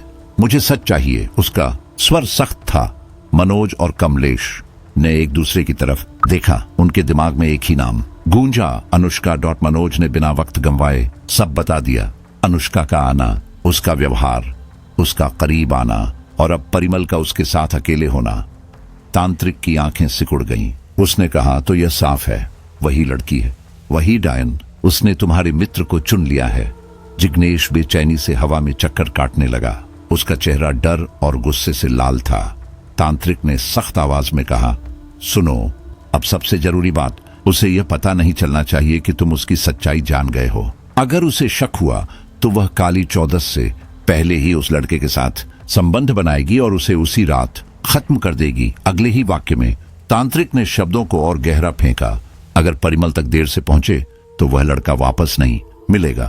मनोज और कमलेश के पैरों के नीचे से जमीन खिसक गई। उन्होंने एक दूसरे का चेहरा देखा। अब उन्हें सिर्फ एक चीज समझ आ चुकी थी, समय बहुत कम है और परिमल गलत जगह गलत लड़की के साथ अकेला है। बाबा, इन सब से बचने का कोई रास्ता नहीं है क्या? कमलेश ने हाथ जोड़कर पूछा। तांत्रिक ने धीमे स्वर में कहा, रास्ता है, लेकिन यह आसान नहीं। वह डायन काली चौदस की रात ठीक 12 बजे के बाद तुम्हारे मित्र परिमल के साथ संबंध बनाएगी। उसी रात वह उसका जीवन और आत्मा दोनों अपने वश में कर लेगी। आज की रात से गिनो, तुम्हारे पास केवल 8 दिन हैं। मनोज और कमलेश का दिल धड़क उठा। तांत्रिक ने आगे कहा, सबसे बड़ा नियम समझ लो। पहली बात, आने वाले 8 दिनों में तुम किसी भी हाल में परिमल और उस लड़की को अकेला नहीं छोड़ोगे। दूसरी बात, वह डायन दिन में सिर्फ एक बार अपने असली रूप में आती है। उसे आना ही पड़ता है, वरना उसकी शक्तियां कमजोर पड़ जाती हैं और उसी समय उसके बाल काटे जा सकते हैं। सिर्फ उसी समय। कमलेश ने गला निगलते हुए कहा, यह सुनने में आसान है बाबा, पर अगर वह डायन सचमुच उतनी शक्तिशाली है तो उसके पास पहुंचना भी असंभव होगा। तांत्रिक ने कहा, इसलिए मैं तुम लोगों को यह दे रहा हूं। उसने एक छोटा सा बक्सा खोला। उसमें 5 काले धागों में बंधे ताबीज रखे थे। इन्हें अपने गले में पहन लो, लेकिन ध्यान रहे वह डायन इन ताबीजों को न देख पाए। अगर उसने इन्हें देख लिया तो वह समझ जाएगी कि तुम सच जान गए हो। मनोज और कमलेश ने ताबीज अपने गले में पहन लिए। तांत्रिक ने आगे कहा, आखिरी बात, काली चौदस की रात ठीक 12 बजे से पहले तुम्हें यह ताबीज परिमल के हाथ में बांधना है, गले में नहीं, वरना डायन पहचान जाएगी। तब तक तुम्हें सिर्फ उसके बाल काटने का मौका तलाशना है, और बाल तभी काटना जब वह अपने असली रूप में हो। वह क्षण बहुत छोटा होगा, चूक गए तो तुम्हारा दोस्त चला जाएगा। इसके बाद तांत्रिक ने भावेश को सामने लिटाया। मंत्रों की आवाज गूंजने लगी। कभी वह राख फेंकता, कभी तेल छिड़कता, कभी कोड़ा मारता। भावेश तड़पता रहा। जिग्नेश की आंखों में आंसू आ गए, लेकिन वह मजबूर था। अगर यह सब नहीं होता तो अगली काली चौदस को उसके भाई की मौत तय थी। आखिर भावेश बेहोश हो गया। तांत्रिक ने उसके हाथ में ताबीज बांधा और जिग्नेश को एक सफेद राख की पुड़िया दी। यह राख उसके चारों ओर गोलाकार रेखा में बिखेर देना, यह उसकी सुरक्षा है। अगर यह रेखा टूट गई तो वह चुड़ैल उसे उठा ले जाएगी और फिर उसके शरीर का एक खोल ही तुम्हें मिलेगा। उसके बाद मैं भी कुछ नहीं कर पाऊंगा। वापस लौटते समय जिग्नेश बहुत चुप था। उसने धीरे धीरे वह सब बताया जो किसी ने अब तक परिमल और उसके दोस्तों को नहीं बताया था। एक समय उसके भाई भावेश की जिंदगी में भी एक खूबसूरत लड़की आई थी। पहले दोस्ती, फिर साथ, फिर अकेले समय बिताना। वह लड़की भावेश को सबसे दूर करने लगी। फिर काली चौदस की रात के बाद वह अचानक गायब हो गई। उसके बाद भावेश का दिमाग बिगड़ गया। दिन में वह सामान्य रहता, पर रात होते ही उसकी देह में आग भड़क जाती। वह किसी और का नहीं, सिर्फ उसी लड़की का दीवाना रहता। एक अमावस की रात उसी डायन ने उसके माता पिता को मार डाला और गांव वालों को तब समझ आया कि यह किसी इंसान का खेल नहीं। मनोज और कमलेश सन्न थे। अब सवाल सिर्फ यह नहीं था कि परिमल खतरे में है। अब वे जान चुके थे कि अगर डायन यहां है तो खतरा पूरे घर पर है। शाम तक वे सब वापस वसई आ गए। घर की सफाई खत्म हो चुकी थी। निर्मला अब ठीक दिख रही थी। परिमल और अनुष्का भी साथ वापस लौट आए थे। मनोज और कमलेश ने गहरी चिंता के साथ देखा कि परिमल अनुष्का के कितने करीब आ चुका था। दूरी नाम की कोई चीज उनके बीच बची ही नहीं थी। और सबसे चौंकाने वाली बात यह थी, अर्जुन सिंह और निर्मला भी उन्हें देखकर खुश थे। मनोज का दिमाग यहीं अटक गया। उसे याद आया उसी रात जब निर्मला डर के मारे कुछ कहना चाहती थी, अर्जुन सिंह ने उसे रोक दिया था। तो क्या यह मुमकिन है कि अर्जुन सिंह और निर्मला पहले से सब जानते हैं? रात भारी और चुप थी। छत पर हवा इतनी ठंडी चल रही थी कि पेड़ों की पत्तियां सरसराहट भी नहीं कर रही थीं। अंधेरा इतना गाढ़ा था कि आंखें ठीक से कुछ पकड़ नहीं पा रही थीं। पर उस अंधेरे में दो पेड़ों की टहनियों पर बैठी परछाइयां अलग रोशनी सी दे रही थी। एक छोटी और बदहवास, दूसरी बड़ी और बुजुर्ग। दोनों की पीली आंखें चकनाचूर कर देने वाली थीं। वे बातें नहीं कर रही थीं, फिर भी उनकी खामोश जुबान से योजनाएं निकल रही थीं। तुमने वादा कर लिया है ना बेटी, मां ने धीमे स्वर में कहा। उसकी आवाज में लज्जा नहीं थी, सिर्फ ठंडी संतुष्टि थी। चारों ओर रात का सन्नाटा और पेड़ों की सरसराहट इस आवाज को और गहरी बना रही थी। अनुष्का ने सिर झुकाकर मां की तरफ देखा। उसकी आंखों में वही मानव सी झलक और साथ में वही बिल्ली जैसी चमक भी थी। वह अब पूर्ण रूप से दोहरी थी। उसका चेहरा मानो पल भर में बदल जाता था। एक पल पर बेहद कोमल, अगले पल कुछ पिशाच जैसा। मां ने आगे कहा, तुम्हें अपना कसम उसी तरह से लेना होगा जैसा हमने कहा। खून एक होना चाहिए। तुम्हारे खून में तुम्हारी पहचान छिपी है। जब तुम्हारा खून उसके खून से मिल जाएगा तब तुम उसका अधिकार पालोगी। तब वह तुम्हारा बंदा बन जाएगा और हर अमावस्या तुम्हारी सेवा करेगा। पर याद रखना, कसम रात के सीन के बाद ही लेना है।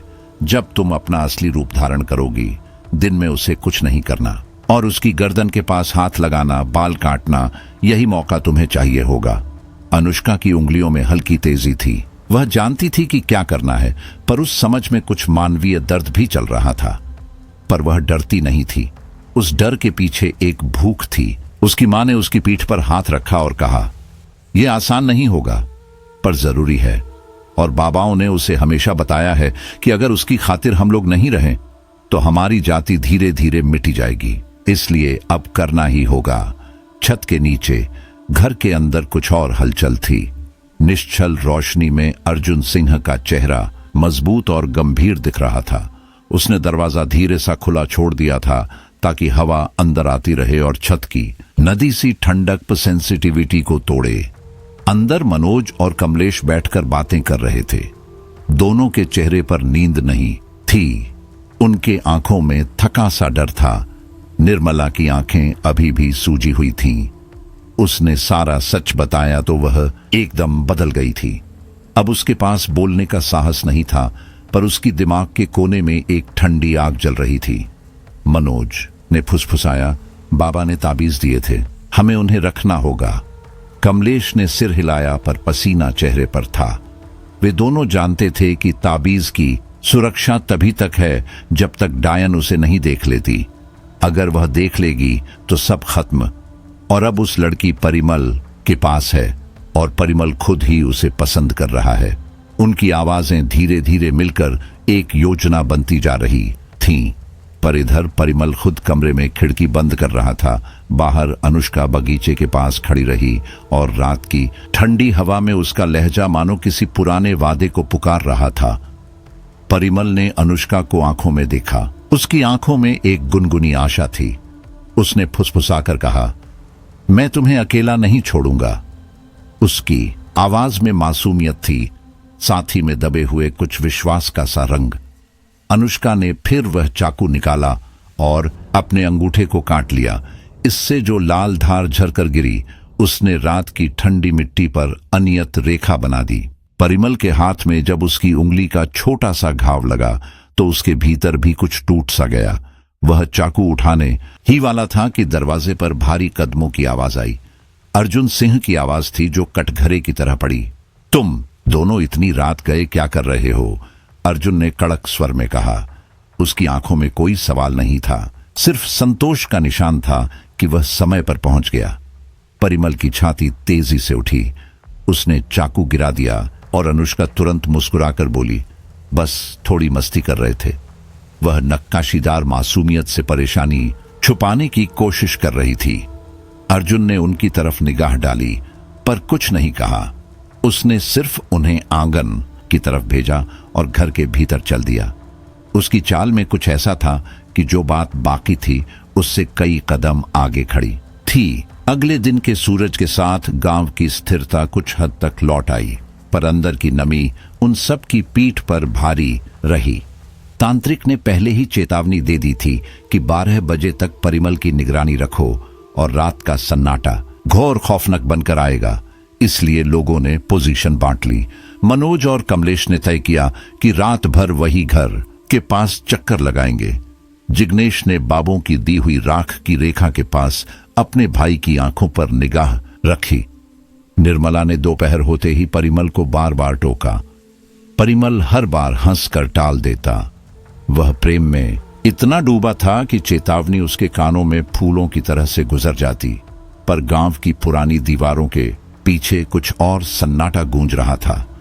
डायन की मां अपने हथेलियों में अंधेरे की रेखाएं नाप रही थी। उसने कहा, जितना तुम चाहो वादा कर लो, पर याद रखना कि वचन लेना और निभाना 2 अलग चीजें हैं। वह रात का वक्त तुम्हारे हाथ में होगा और जब वह रात आएगी तो कोई भी तुम्हारा हाथ नहीं रोक पाएगा। उसकी आवाज में किसी पुराने वक्त की ठंडी परवाह थी। अनुष्का ने सिर झुकाकर हां कहा। उसकी चेहराहट में कुछ टूटता सा रहा, पर वह उम्मीद भी सी लिए बैठी थी। दिन और रात की ये दूरी घटने लगी थी। 7 दिन बाकी थे। मनोज और कमलेश हर कदम पर परिमल की रक्षा के लिए थाने बैठे थे, लेकिन दोनों के भीतर एक घबराहट थी जो बार बार कह रही थी कि इंसान की मुठभेड़ और डायन की चाल में फर्क होता है। इंसान डर से लड़ता है, पर डायन डर पैदा करती है, और जब डर का दौर आने लगे तब मानव की चालें बेबस हो जाती हैं। रात आते आते घर में एक अजीब सी खामोशी फैल गई। थके हुए लोग अपनी नींद के दबे हुए किनारों पर थे। कोई खिड़की अध खुली छोड़ गया था ताकि हवा अंदर आती रहे, पर छत की ओर बार बार जाकर देखने की आदत किसी की बदल नहीं पाई। परिमल जब भी छत पर जाता, उसकी नजरें अनुष्का की तरह कहीं और भटक जाती। उसे यह अनुभूति नहीं हुई कि वह हर कदम से खुद को क्या दे रहा है और क्या पाने वाला है। मां और बेटी की योजनाएं धीमे कदमों से आगे बढ़ रही थीं, पर मानवों की योजना भी धीरे धीरे बनकर कमर कस रही थी। दोनों तरफ से टकराव की हवा पतली सी आने लगी थी। हर सांस अब गिनती में बदल चुकी थी। 15 तारीख की रात की गिनती अब चल पड़ी थी और वक्त जैसे एक घड़ी की टिक टिक में बदलकर सबके दिमागों में घर कर गई थी। दोनों ने तय किया कि अब यह बात छुपाना ठीक नहीं। सबसे पहले यह सब कुछ अर्जुन सिंह और निर्मला को बताना जरूरी था। रात का खाना खत्म हुआ तो घर के सब लोग अपने कमरों में चले गए। कमलेश परिमल के पास ही सोने के लिए रुक गया, क्योंकि अब उसे अकेले छोड़ना खतरे से खाली नहीं था।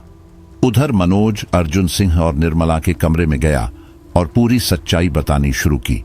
मनोज ने जिग्नेश का नंबर मिलाया और फोन अर्जुन सिंह को पकड़ा दिया। जिग्नेश ने जो कहा वह सुनकर निर्मला के पैरों तले जमीन खिसक गई, और जब मनोज ने यह बताया कि छत पर जिसने उस रात निर्मला का गला दबाया था वह कोई और नहीं अनुष्का ही थी, तो निर्मला वहीं बेहोश होकर गिर पड़ी। कुछ देर बाद जब उन्हें संभाला गया, मनोज ने दोनों को तांत्रिक द्वारा दिए गए ताबीज सौंपे। अर्जुन सिंह ने तुरंत ताबीज अपने हाथ में बांधा और निर्मला ने भी कांपते हाथों से ताबीज पहन लिया। उसी रात अचानक खिड़की तेज आवाज के साथ खुल गई। ठंडी हवा दीवारों से टकराकर कमरे में भरने लगी, जैसे कोई अदृश्य मौजूदगी घर में फिर से दाखिल हो चुकी हो। हवा की सरसराहट से परिमल की नींद टूटी। उसने खिड़की बंद करनी चाहिए, पर बाहर झांकते ही उसका दिल थम गया। बगीचे में अनुष्का अकेली घूम रही थी। रात के 11:30 बज रहे थे। गांव में तो 10 बजे के बाद सन्नाटा जम जाता है, लेकिन वह लड़की आधी रात को अकेली बगीचे में टहल रही थी। परिमल चुपचाप कमरे से बाहर निकला और उसके पास जा पहुंचा। तुम यहां इतनी रात को क्यों? उसने पूछा। उसने धीमे स्वर में मुस्कुराकर कहा, पैर में दर्द था, इसीलिए सोचा थोड़ा चल लूं, वरना दर्द और बढ़ जाएगा। परिमल ने चारों तरफ देखा। गहरा अंधेरा, हवा भारी और हर कोना जैसे किसी डर की गवाही दे रहा था। उसने कहा, इतनी देर रात बाहर रहना ठीक नहीं, चलो अंदर। परिमल मुड़ने ही वाला था कि अनुष्का ने उसे पीछे से कसकर पकड़ लिया। उसकी सांसें गर्म थीं और आवाज कमजोर। पर भावनाओं से भरी। तुम मुझे छोड़ोगे तो नहीं ना? मुझे डर लग रहा है। परिमल ने उसका चेहरा थाम कर कहा, मैं वादा करता हूं तुम्हें कभी अकेला नहीं छोड़ूंगा। अनुष्का ने जवाब दिया, खून की कसम खाकर कहो। और उसने अपनी उंगली चाकू से काट दी। खून बहने लगा। अब तुम्हारी बारी है, उसने ठंडे स्वर में कहा। खून को मेरे खून से मिलाओ ताकि यह वादा हमेशा के लिए हो जाए। परिमल के हाथ में चाकू पहुंच चुका था। वह उंगली पर कट लगाने ही वाला था कि पीछे से एक मजबूत हाथ ने उसका हाथ पकड़ लिया। यह अर्जुन सिंह था। बस बहुत हो गया, उन्होंने गुस्से में कहा। अनुष्का ने होंठ भींच लिए। उसका क्रोध उसके चेहरे पर साफ दिख रहा था, पर उसने फिर भी मासूमियत का अभिनय किया। अर्जुन सिंह ने डांट कर कहा, आधी रात में इस तरह मिलना ठीक नहीं। यह शहर नहीं, गांव है। दोनों अंदर जाओ। ना चाहते हुए भी अनुष्का अंदर चली गई, पर उसकी आंखों में अब गुस्सा था और इंतजार। रात के 2 बजे जब सब सो रहे थे, अनुष्का छत पर अपने असली रूप में बैठी थी। उसके बाल हवा में उलझे, आंखें पीली, चेहरा विकृत। पास वाले पेड़ पर उसकी मां बैठी थी, वैसी ही पर और ज्यादा भयानक।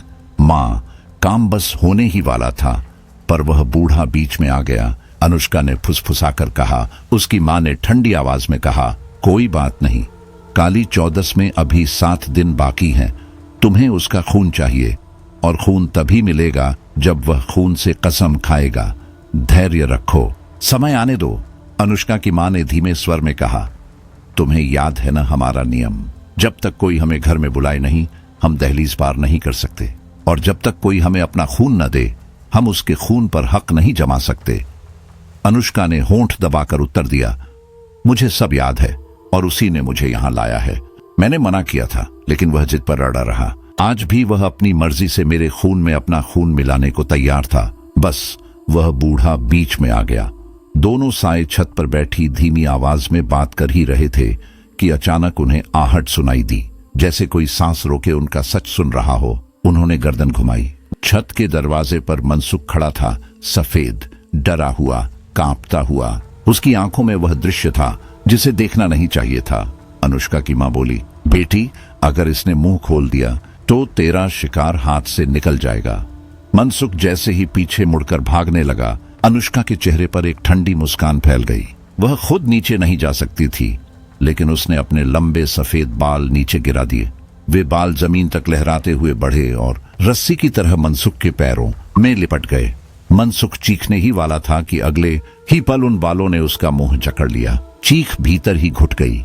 मैं इस रात का बहुत इंतजार कर चुकी हूं, अब कोई मुझे रोक नहीं पाएगा, अनुष्का ने ठंडे स्वर में कहा। बालों ने उसे खींचकर छत पर लापटक दिया।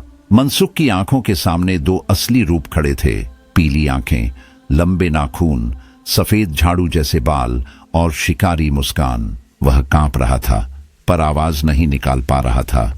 अनुष्का ने गुस्से में उसके सीने पर पंजे गड़ा दिए। मनसुख तड़पता रहा, पर चीख उसके गले में ही मरती रही। कुछ ही देर में उसका शरीर ढीला पड़ गया, उसकी सांसें बंद हो गईं। अनुष्का ने उसके शरीर को नोच नोच कर पहचान से परे कर दिया और फिर उसे ठंडी पत्थर वाली छत पर फेंक दिया। दोनों डायनें ऐसे शांत हो गईं जैसे कुछ हुआ ही न हो। अनुष्का नीचे उतरी, रसोई की खिड़की से कमरे में दाखिल हुई और बिस्तर पर लेटी, मासूम चेहरे के साथ, जैसे कोई कॉलेज की लड़की शांति से सो रही हो।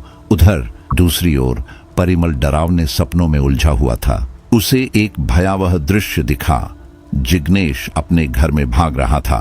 उसका भाई भावेश खाट से बंधा चीख रहा था। खिड़की पर निर्मला खड़ी थी। जिग्नेश ने उसे घर में आने दिया और उसी क्षण वह निर्मला इंसान नहीं रही।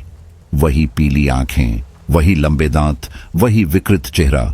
उस डायन ने जिग्नेश का सिर पकड़कर एक झटके में उलट दिया। गर्दन टूटते ही जिग्नेश गिर पड़ा मृत। फिर वह कमरे में गई भावेश के पास और उसने उसके शरीर और आत्मा को अपना बना लिया। परिमल अचानक घबराकर उठ बैठा। परिमल, तुम ठीक हो? घर में एक हादसा हो गया है। दरवाजे पर खड़े मनोज की आवाज से उसकी नींद टूटी। उसका पूरा बदन पसीने में डूबा था।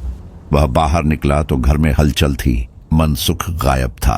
पहले सबने सोचा कि वह अपने घर चला गया होगा, लेकिन सुबह छत पर जब सब उसे ढूंढने गए तो पत्थरों पर खून, मांस के टुकड़े और फटे कपड़े मिले। पहचान कपड़ों से हुई, वह मनसुखी था।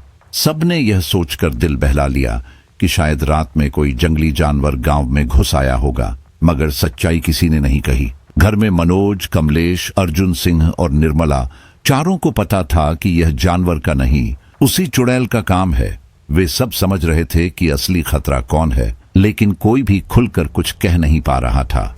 पूरे घर के सामने परिमल और अनुष्का का बढ़ता रिश्ता सबकी आंखों में चुभ रहा था, फिर भी कोई उन्हें अलग करने की हिम्मत नहीं जुटा पा रहा था। राहत सिर्फ इतनी थी कि तांत्रिक ने कहा था, अभी परिमल की जान पर सीधा खतरा नहीं, लेकिन उसे परछाई भर भी चोट न लगे, इसकी जिम्मेदारी सब पर थी।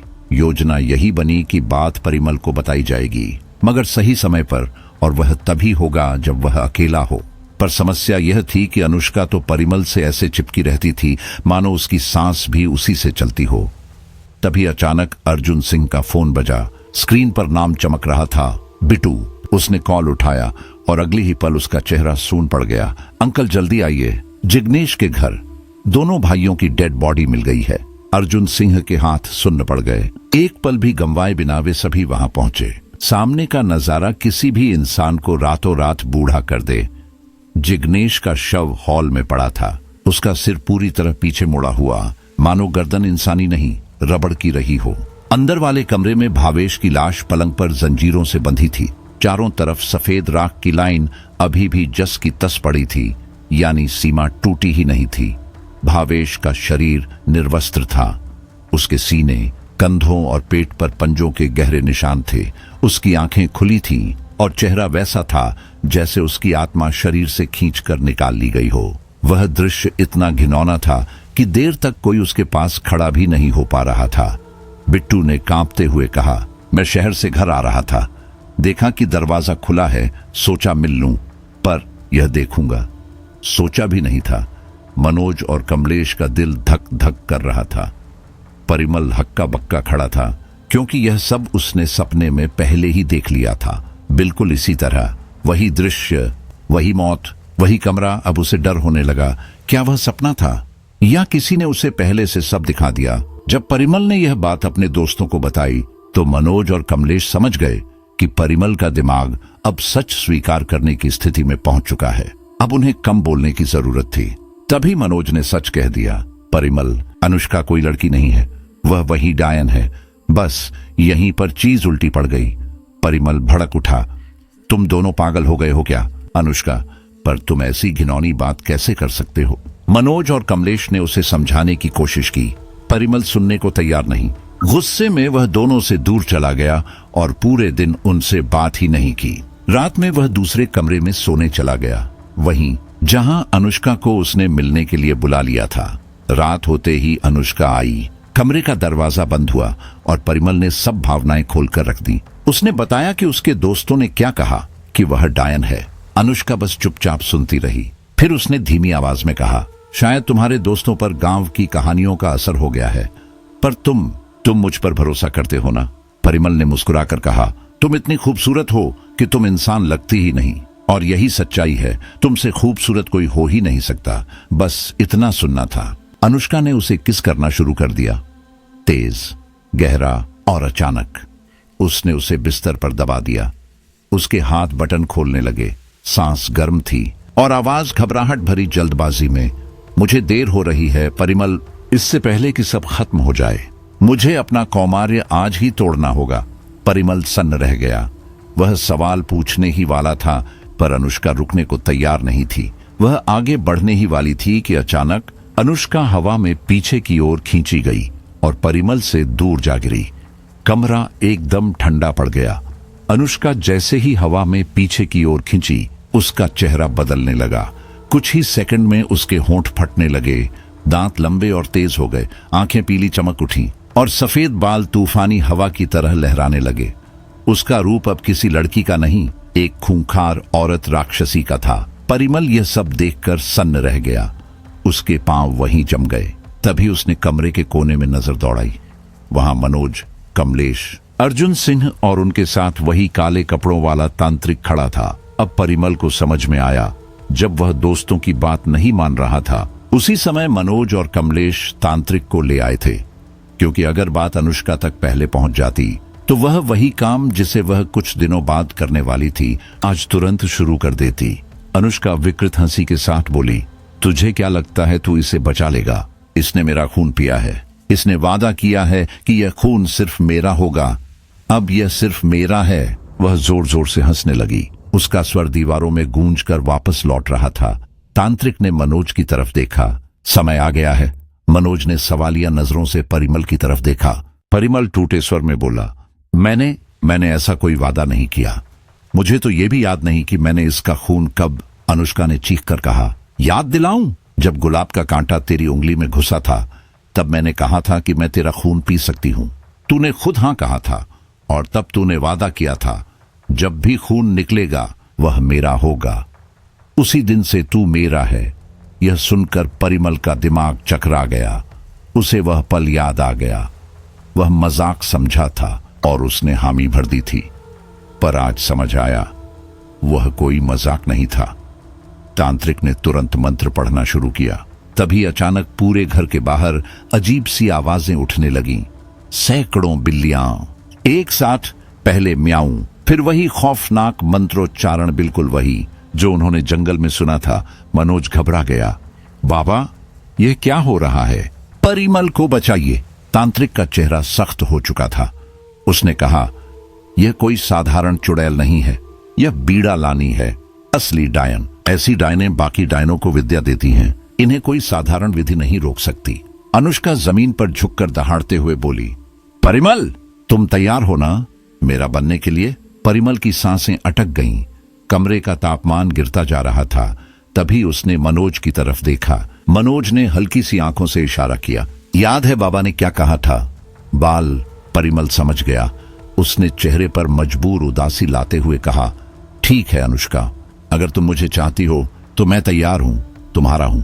यह सुनकर अनुष्का ठंडी मुस्कान के साथ उसके करीब आई और उसके होठों को जकड़ लिया। उसके नुकीले दांत होठों में ढस गए। खून बहा और वह उसे पीने लगी। इसी पल परिमल ने जेब में हाथ डाला। छोटी कैंची। उसने एक झटके में अनुष्का के बालों का एक गुच्छा पकड़कर काट दिया। अनुष्का के कलेजे से फटी हुई चीख निकली। कमरे के सारे शीशे एक साथ फटकर बिखर गए। बिल्लियों का मंत्र वहीं रुक गया और बाहर की सब आवाजें एक पल में खामोश। तांत्रिक दौड़कर आया। उसने वह बाल अपने हाथ में लेकर मंत्र फूंका और उसकी लठ में एक गांठ बांध दी। तुरंत जो सैकड़ों बिल्लियां बाहर दिख रही थीं, वे एक झटके में गायब हो गईं। तांत्रिक ने अनुष्का की तरफ उंगली दिखाते हुए कहा, अब तेरी शक्ति टूट चुकी है। अब तू इसे नुकसान नहीं पहुंचा सकती। अब इसका हक तेरा नहीं, इसका हक इस बालों की लठ में है। उसने वह बालों की गांठ परिमल के हाथ में दे दी। इसे संभाल कर रखना। अगर इसे जला दोगे तो वह मर जाएगी, और अगर तुम इसे अपने वश में रखना चाहो तो इसे ऐसी जगह छुपा देना जहां वह इसे कभी ढूंढ न सके। अनुष्का जमीन पर पड़ी दहाड़ रही थी और रात पहली बार उसे कमजोर देख रही थी। जब तांत्रिक के शब्द कमरे में गूंजे, जब तक यह बालों की लट इसके हाथ में नहीं आती, यह तेरी गुलाम रहेगी। अनुष्का का चेहरा पहली बार डर से भर गया। वह कांपते हुए परिमल के पैरों में गिर पड़ी। परिमल, ऐसा मत करो, मुझे जाने दो। मैं कसम खाती हूं अब कभी तुम्हारे रास्ते में नहीं आऊंगी। बस मुझे आजाद कर दो। उसकी आवाज में पहली बार दहशत थी। कोई छल नहीं, कोई नखरा नहीं, बस डर। पर परिमल के भीतर अब प्यार से ज्यादा चोट और गुस्सा था। उसने ठंडे चेहरे से कहा, नहीं अनुष्का, अब तुम जाओगी नहीं। अब तुम मेरी हो, हमेशा के लिए।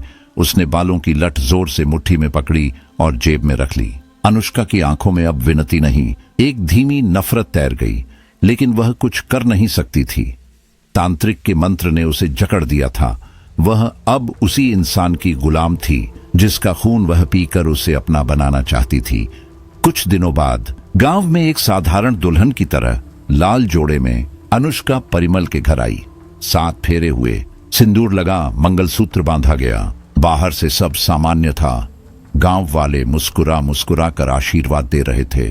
किसी को कुछ नहीं पता था यह दुल्हन कौन है और वह असल में क्या है। सच जानने वाले सिर्फ 5 लोग थे, मनोज, कमलेश, अर्जुन सिंह, निर्मला और परिमल। शादी के बाद की पहली रात। कमरे का दरवाजा बंद हुआ। कमरे में हल्की रोशनी थी। परिमल ने जेब से वह बालों की गांठ निकाली और अनुष्का की नजर बस उसी पर टिक गई। अनुष्का फुसफुसाई, एक दिन मैं इसे वापस पालूंगी। परिमल धीमे स्वर में बोला, और जब तक वह दिन नहीं आता तुम मेरी पत्नी हो और मेरी छाया से भी दूर नहीं जाओगी। अनुष्का ने कोई जवाब नहीं दिया, बस एक गहरी ठंडी मुस्कान उसके होंठों पर फैल गई। वैसी मुस्कान जिसमें कसम, कैद और इंतजार तीनों बंद थे। वहीं कमरे के बाहर हवा चल रही थी और उस हवा में एक सिहरन थी, जैसे कोई अदृश्य खतरा अभी भी खड़ा हो, बस सही वक्त की प्रतीक्षा में। कहानी यहीं खत्म नहीं हुई थी, सिर्फ रुकी थी।